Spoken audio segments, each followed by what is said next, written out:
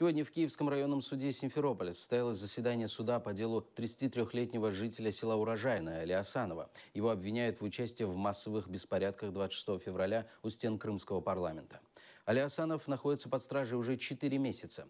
Сегодня суд продлил его содержание под стражей еще на 2 месяца. Около 15 человек, родные и близкие родственники, собрались у стен Киевского районного суда Симферополя.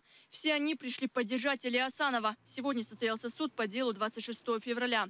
В 3 часа дня было назначено рассмотрение ходатайства следователя о продлении срока ареста Али Асанову. Судебное разбирательство длилось не более часа. Ходатайство следователя было удовлетворено. Арест Али Асанова продлили на 2 месяца. Мы все, близкие, родные, просто люди, которые знают Али Асанова и всех остальных наших ребят, которых привлекли к ответственности по делу 26 февраля, мы считаем абсолютно несправедливым. Продление срока до этого Ахтему Чийгозу, сегодня Али Асанову, мы считаем также несправедливым. Как говорят адвокаты всех абсолютно задержанных и арестованных, Следственным комитетом не предоставлено никаких фактических доказательств того, почему данные лица должны содержаться под стражей. Родные и близкие Али Асанова не сдерживают слез. 4 детей, все несовершеннолетние.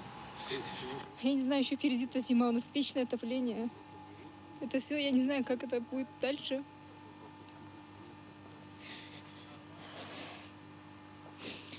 Не учитывают, я не знаю, даже детей, по-моему, не учитывают. На что жить даже не знаю. Я не работаю, я с детьми.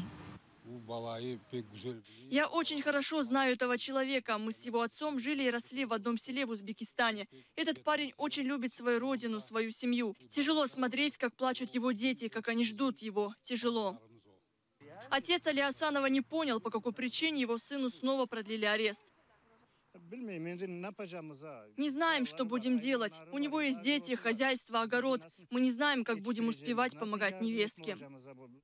Али Асанову, отцу 4 детей, младшему из которых чуть более 2 месяцев, а самому старшему 6 лет, а также на иждивении которого находится отец-инвалид, грозит от 3 до 8 лет лишения свободы. Эминем Мамедова, Сервер Мустафаев, Заман, АТР.